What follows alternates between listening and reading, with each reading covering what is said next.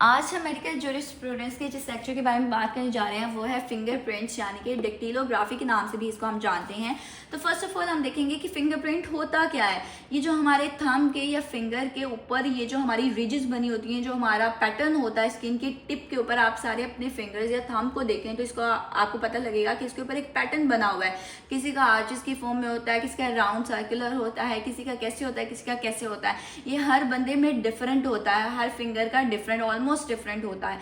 तो क्या होता है कि ये जो हमारी टिप की जो स्किन है, इसके ऊपर जो पैटर्न बना हुआ है, बेसिकली ये हमारा जो है वो फिंगर का पैटर्न है। और जब हम इसको किसी भी इंक स्टैब के ऊपर इसको हम लगा कर इसको हम किसी अनग्लेज्ड व्हाइट ब्लैंक पेपर के ऊपर पुट करते हैं, तो जो प्रिंट आता है, जो हमारे पैटर्न हमारा जो फिंगर का है वो हमारे एक पेपर पे कन्वर्ट हो जाता है, चला जाता है, ट्रांसफर हो जाता है। तो उसको हम कहते हैं कि ये हमारा फिंगरप्रिंट है।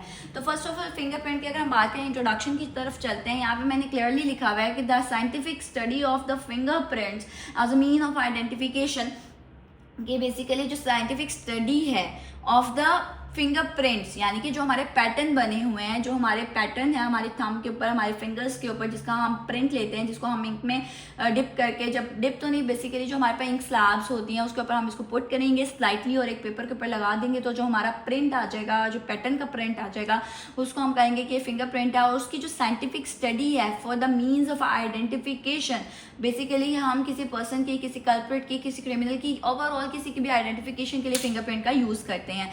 जैसे आपने देखा होगा कि आपके एटीएम्स में भी या फिर आपके पासपोर्ट वगैरह पे, ऐसा कि किसी भी चीज़ पे जो भी आपका जो कह लो कि आपका लीगल वर्क है, उसके अंदर आपका एक प्रिंट लिया जाता है, फिंगरप्रिंट लिया जाता है। वो बेसिकली आपके आइडेंटिफिकेशन के लिए होता है कि क्या ये बंदा जिसका ये लीगल वर्क हो रहा है ये यही है, इसकी आइडेंटिफिकेशन नादरा में क्या है, इसकी ओवरऑल आइडेंटिफिकेशन को डिटर्मिन करने के लिए फिंगरप्रिंट्स लिए जाते हैं।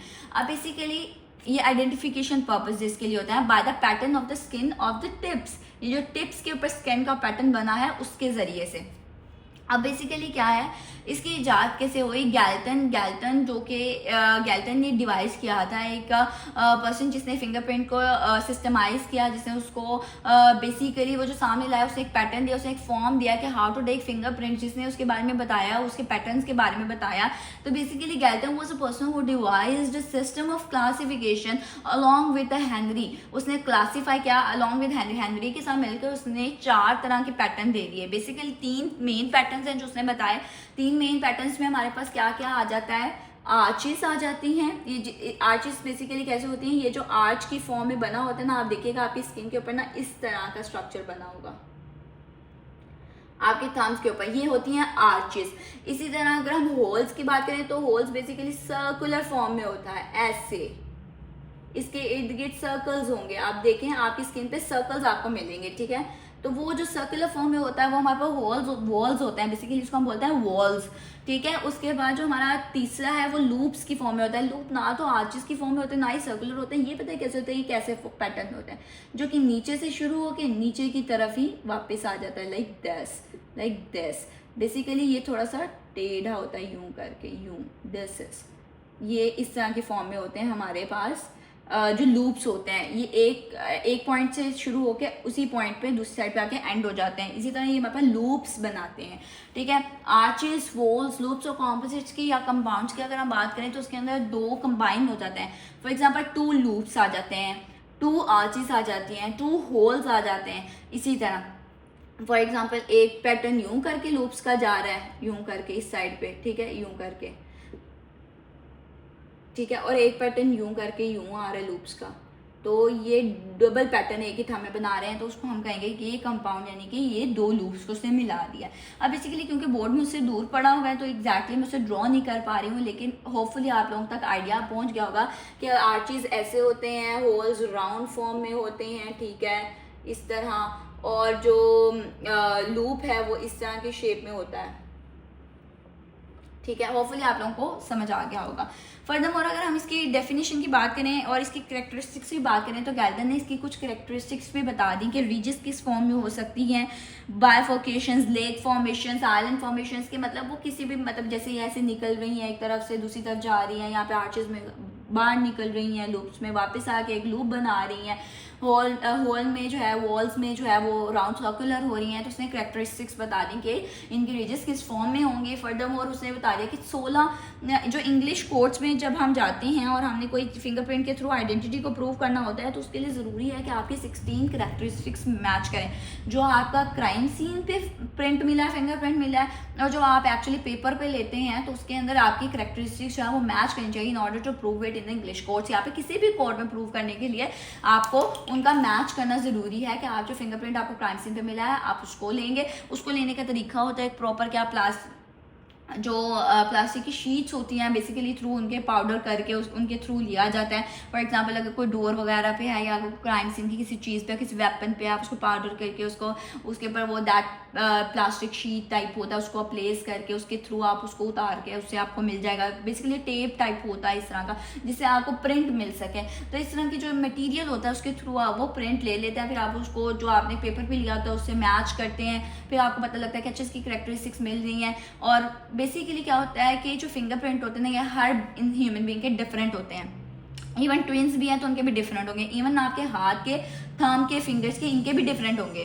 तो मोस्टली क्या होता है कि डिफरेंट होता है। 1 in 30 of the world population होता है कि आपके सिमिलर हो जाए, वरना ये बहुत रेयर है आपके सिमिलर नहीं होते हैं, आपके डिफरेंट होते हैं। आपके जो पैटर्न्स हैं, जो स्किन टिप पैटर्न्स हैं, फिंगरप्रिंट्स हैं, ठीक है। इसके बाद अगर हम डेफिनेशन की तरफ चलें तो डेक्टिलोग्राफी की डेफिनेशन बेसिकली क्या है कि जब आप, वही चीज़ है, मैं इसको आपको थोड़ा सा इंग्लिश में एक्सप्लेन कर देती हूँ।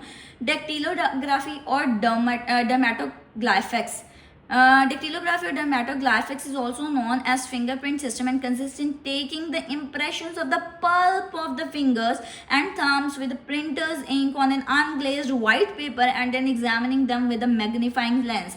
वही बात कि जो पल्प है, जो टिप है, ये जो बल्ब ऑफ द फिंगर है, आप इसको इंक में मतलब इंक में आप इसको जरा सा टच देंगे उस स्लैब के ऊपर, इंक स्लैब के ऊपर, और उसके बाद आप इसको पेपर पे जब थंब कर देंगे, इसको प्रिंट कर देंगे, इसको लगा देंगे तो उसका एक प्रिंट आ जाएगा। उसको बेसिकली हम क्या कहते हैं, डेक्टिलोग्राफी या डर्मेटोग्लाइफिक्स। तो उसके जरिए से फिर उसके बाद आप एग्जामिन करेंगे मैग्नीफाइंग ग्लास के थ्रू कि क्या इसका पैटर्न कैसा है, क्या इसका पैटर्न वही है एग्जैक्ट जो हमें कुआ से मिला है, या इसका पैटर्न एग्जैक्टली क्या है, क्या ये मैच कर रहा है या नहीं मैच कर रहा। फर्दरमोर अगर हम बेसिस ऑफ द फिंगरप्रिंट्स की बात करें तो फिंगरप्रिंट्स की बेसिस बेसिकली क्या है कि ये एक ऐसी चीज़ है जो कि हर बंदे का अपना पैटर्न होता है, हर बंदे की फिंगरप्रिंट्स का अपना पैटर्न होता है। By the arrangements and the distribution of the papillary and the epidermal ridges on the finger tips are absolutely consistent and persist. कि मतलब ये जो पैटर्न्स होते हैं ना, जो आपके पेपिलरी या एपिडर्मल जो ग्लैंड्स हैं या जो रिजेस हैं वो बना रहे होते हैं, तो ये लाइफ टाइम कंसिस्टेंट रहते हैं। आप बच्चे हैं तब भी सेम है, बड़े हो गए तब भी सेम है, बूढ़े हो गए तब भी सेम है। Means in the journey of your from infancy to old age ये remain consistent, remain persistent, remain same रहेंगे। कि मतलब ये जो आपके फिंगरप्रिंट्स है ये चेंज नहीं होते, इसीलिए ये आइडेंटिफिकेशन का एक सॉलिड, एक मतलब एक इम्पॉर्टेंट हिस्सा है। कि आप फॉर एग्जांपल आप किसी भी चीज़ में आप देखते होंगे कि इवन आपका ATM कार्ड यूज़ करने के लिए वो आपका थंबप्रिंट मांगते हैं। क्यों? क्योंकि ये एक मतलब कह लें कि सॉलिड प्रूफ है कि आप यही पर्सन है, या आपके आइडेंटिफिकेशन आपको पर्टिकुलरली स्पेसिफाई कर देता है। क्यों? क्योंकि ये from infancy to old age एक तो सेम रहते हैं, कंसिस्टेंट रहते हैं, परसिस्टेंट रहते हैं। फर्दरमोर इसकी ये बात है कि ये human to human being vary करते हैं, सेम नहीं होते हैं, चेंज होते हैं, इवन ट्विंस में चेंज होते हैं। इसी तरह इसकी जो स्पेशलिटी, जो करेक्टरिस्टिक्स हैं, वो इसको एक इंपॉर्टेंट फैक्टर ऑफ आइडेंटिफिकेशन बनाती हैं। इसीलिए इसको हम आइडेंटिफिकेशन पर्पसेस के लिए यूज़ करते हैं और उसके बेस पे फिंगरप्रिंट सिस्टम को इजाद किया गया। फर्दरमोर अगर हम बात करें पोरोस्कोपी की, जो ह्यूमन बीइंग के हमारे हाथों पे, जो हमारे थम्स पे, जो हमारे फिंगर्स पे छोटी छोटी से स्वेट ग्लैंड्स की डक्ट, मतलब जो स्वेट डक्ट्स होती हैं ना, उसकी ओपनिंग्स होती हैं, उसके कह लो कि उसके माउथ्स होते हैं उन डक्ट्स के, जिससे वो स्वेट लाइक बाहर आता है, ठीक है, पसीना जिसे हम कहते हैं।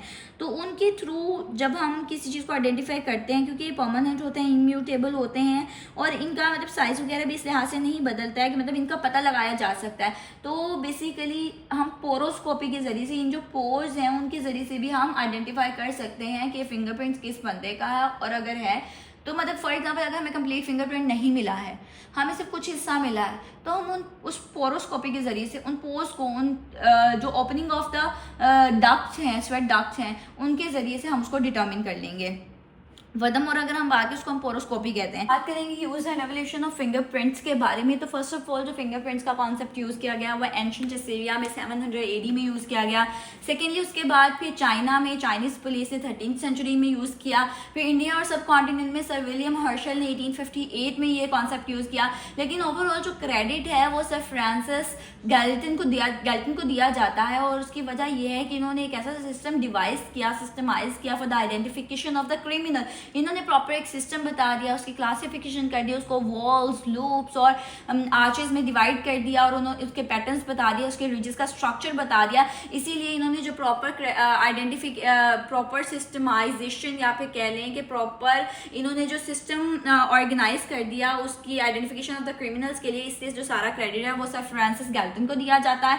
फर्दरमोर अगर हम बात करें, ये होगी हमारे पास थोड़ा सा हिस्ट्री और बैकग्राउंड के एंशिएंट असीरिया, फिर चाइना में, और फिर उसके बाद इंडिया सब कॉन्टिनेंट में, और फिर फ्रांसिस गैल्टन ने ओवरऑल जो है आइडेंटिफिकेशन ऑफ क्रिमिनल्स का कॉन्सेप्ट दे दिया। उसके बाद अगर हम बात करें तो हमारे पास आ जाता है kinds according to the method के मुताबिक जो हमारे पास फिंगरप्रिंट्स की काइंड्स आ जाती है। उसके बारे में अगर हम बात करें तो दो तरह के मेथड हैं, एक रोल करके फिंगरप्रिंट लेते हैं। फॉर एग्जाम्पल एक हमने ये हमारे पास था इंक स्लैब, इसके ऊपर से हमने लिया और यहाँ पे हमारे पे पेपर पड़ा, पेपर के ऊपर जब हम प्रिंट करेंगे ना तो हम अपनी फिंगर को रोल कर देंगे कि हम उसको कंप्लीटली ऊपर तक, between the boundaries of the nails, उस तक हम उसका प्रिंट ले लेंगे कंप्लीटली उसको रोल करके। ठीक है, तो उसको हम कहेंगे कि ये रोल्ड इंप्रेशन है, रोल्ड फिंगरप्रिंट है। इसका मेथड क्या है, रोल्ड है।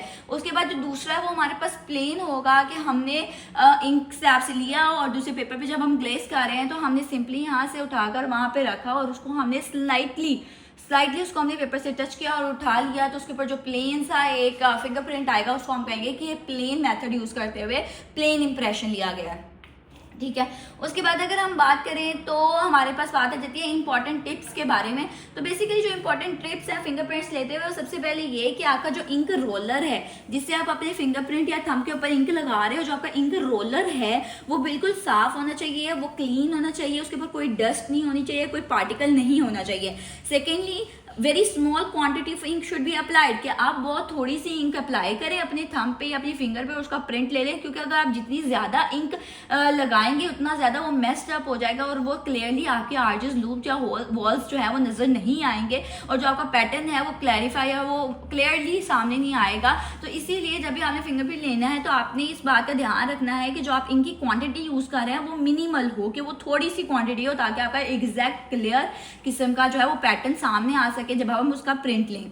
तीसरी अगर हम बात करें, तीसरा जो इंपॉर्टेंट टिप है वो ये है कि जब भी आप प्रिंट लें तो आप कोशिश करें कि आपके पास ब्लैंक वाइट पेपर हो, क्योंकि वाइट पेपर के ऊपर प्रिंट ज़्यादा खिल के आता है, ज़्यादा उभर कर आता है। उसके अलावा fingers should be thoroughly washed and rubbed clean and dry. जब भी आप फिंगरप्रिंट ले रहे हैं तो आपने ध्यान रखना है कि आपके फिंगर्स जो हों, जो आपके थंब है, जो आपके फिंगर्स हैं वो बिल्कुल क्लियर हों, उसके ऊपर किसी किस्म का कोई भी पार्टिकल ना हो, उसके ऊपर किसी किस्म की कोई भी चीज़ ना हो, फॉर एग्जाम्पल कोई निशान ना हो, ताकि जैसे पहले से इंक लगी हुई है, जब आप उसका प्रिंट लेंगे तो वो थोड़ा सा फैब्रिकेट हो जाएगा, वो थोड़ा सा मतलब वो एग्जैक्ट नहीं आएगा, वो क्लियर नहीं आएगा। इसलिए आपने कोशिश करनी है कि आप उसको अच्छे से पहले अपने हाथों को वॉश करें, अपनी फिंगर्स को रब करके क्लीन करके ड्राई करें। उसके बाद जब आपका बिल्कुल क्लियर है तो उसके बाद आप अपना फिंगरप्रिंट लें। उसके बाद हम बात करेंगे कि पांचवी बात जो है वो इंपॉर्टेंट टिप जो है वो ये है कि fingerprints on the paper, wood या टेक्सटाइल फैब्रिक जिस पे भी आप ले रहे हैं may be developed by treating them with 5% of silver nitrate and then fixing them with sodium thiosulphate. आपको एक क्लियर किस्म का जो है वो फिंगरप्रिंट लेने के लिए इस बात का ध्यान रखना है कि आप फॉर एग्जांपल वो प्रिंट पेपर, वुड या टेक्सटाइल पेपर जिस पे भी ले रहे हैं उससे पहले आप 5% ऑफ सिल्वर नाइट्रेट और सोडियम थायोसल्फेट का यूज कर लें। फर्दरमोर अगर आप बात करें तो छठा जो हमारा पॉइंट है वो ये है कि डेड बॉडी का जब आप फिंगरप्रिंट लेते हैं तो उसको लेने से पहले आप उसको अल्कलीन सॉल्यूशन में कुछ देर के लिए, अगर आप उसकी फिंगर को सोक कर देंगे, उसको उसके अंदर डिप कर देंगे अल्कलीन सॉल्यूशन में, तो क्या होगा, उसका फिंगरप्रिंट अच्छा आ जाएगा। तो इसकी टिप ये है कि आप किसी भी डेड बॉडी के इस केस में क्या होता है, आप फिंगरप्रिंट लेने के लिए उसको पहले अल्कलीन सॉल्यूशन में कुछ टाइम के लिए डिप कर दें, सोक कर दें, और उसके बाद आप जब वो सोक कर लेगा उसको तो उसके बाद आप उसका जो है प्रिंट लें तो वो बेहतर आएगा। उसके बाद ये है कि कोई भी फेंट या इनडिविजिबल फिंगरप्रिंट अगर आपके पास मौजूद है, फॉर एग्जांपल किसी डोर पे, किसी जगह पे, किसी वेपन पे, किसी भी चीज़ पे, अगर कोई फेंट सा इनविजिबल सा फिंगरप्रिंट आपको दिख रहा है तो आप क्या करेंगे, उसको क्लियर और डिस्टिंक्ट करने के लिए कि आप उसके ऊपर थोड़ा सा इनपापेबल पाउडर लगा देंगे और उसके बाद उसको जो है वो जब आप उसके ऊपर पाउडर स्प्रिंकल करेंगे तो उसकी एक क्लियर इमेज आ जाएगी। और जब वो मतलब जब आप पाउडर करेंगे और उसके बाद उसके बाद एक प्लास्टिक सा टेप वगैरह लगा के ना बेसिकली हम वो प्रिंट लेते हैं ताकि उसका जायजा अच्छे से लिया जा सके। आप उसके पहले पाउडर आपने लगा दिया, फिर उसके बाद आपने उसके ऊपर ग्लेस की कोई भी चीज़ उसको, और जब आपने उतारा तो उसके ऊपर आपका वो प्रिंट जो है वो इंप्रेशन आ जाएगा, या फिर उसी स्ट्रक्चर के ऊपर भी आपका वो इंप्रेशन, फिर आप उसको उठा लें जिस भी तरीके से आपने उसको कन्वर्ट करना है, ट्रांसफर करना है, तो आप उसको ट्रांसफर कर लें।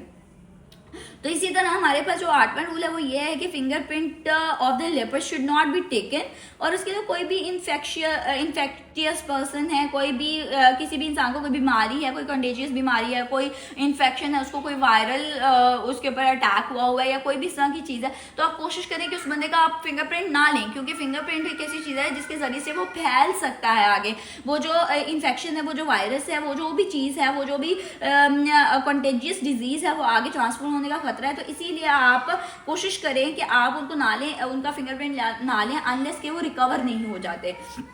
फर्दरमोर अगर हम इसकी इंपॉर्टेंस की बात करें, पहली चीज़ कि ये जो है ये हमारे पास आइडेंटिफिकेशन के लिए यूज़ होता है। अब आइडेंटिफिकेशन किसी भी ह्यूमन बीइंग की, फॉर एग्जांपल जब आप न्यूली बॉर्न बेबी होते हैं या जब आपका डाटा एंटर किया जाता है, उसके बाद जब आपका कोई भी लीगल वर्क किया जाता है, आपका थंबप्रिंट लिया जाता है, तो उसके जरिए से आपको बाद में रिकॉग्नाइज किया जा सकता है कि ये थंबप्रिंट इसी इंसान का है। फॉर एग्जाम्पल अगर आप अपना ATM कार्ड बनाते हैं, जब आप अपना अकाउंट बनाते हैं, आपका थंब इंप्रेशन लिया जाता है। जब आप अपना ATM कार्ड यूज़ करते हैं तो पता लगता है कि अच्छा ये जो बंदा अकाउंट यूज़ कर रहा है वो वही इंसान है, वो वही है जिसका ये ATM कार्ड है। या फिर इसी तरह जब भी कोई भी चीज़ इसके लिए आपका थंब इंप्रेशन नेसेसरी है, तो ये आपके लीगल वर्क में बेसिकली यूज़ होता है और ये डिटर्मिन करने के लिए होता है कि आप वही इंसान है जिसका ये सारा जिसके रिलेटेड है ये सब कुछ, जिसका ये अकाउंट है, जिसकी चीज़ है, जिसके रिलेटेड। अब फॉर एग्जांपल अगर हमने किसी कल्परेट को भी डिटेक्ट करना है तो हम फिंगरप्रिंट्स के थ्रू कर सकते हैं, क्योंकि आपकी सारी लीगल आइडेंटिटी आपके एक जो ऑनलाइन हमारा एडमिनिस्ट्रेटिव सिस्टम है उसके अंदर आपकी सारी आइडेंटिटी है, इनरोल्ड है। तो जब भी अगर आपको फॉर एग्जांपल आपको क्राइम सीन से, क्राइम प्लेस से कोई भी फिंगरप्रिंट्स मिलते हैं, आप उसको अपने रिकॉर्ड्स में एंटर करके आप देख सकते हैं का इसका कोई क्रिमिनल रिकॉर्ड तो नहीं है। अगर होगा तो आपको उसका थंबप्रिंट मिल जाएगा। अगर फिर आप ओवरऑल अपने एडमिनिस्ट्रेटिव आपके अपने नादरा के सिस्टम में, ओवरऑल अपने सिस्टम में अगर आप सर्च करेंगे तो आपको वो बंदे की आइडेंटिफिकेशन मिल जाएगी, क्योंकि आपका थंबप्रिंट इनरोल्ड होता है ओवरऑल आपके एडमिनिस्ट्रेटिव सिस्टम में। फर्दरमोर इसी तरह अगर कोई एक्यूज्ड है, किसी कन्विक्शन ऑलरेडी हो चुकी है, उसका पता लगाने के लिए आप अपने क्रिमिनल रिकॉर्ड्स में देखेंगे।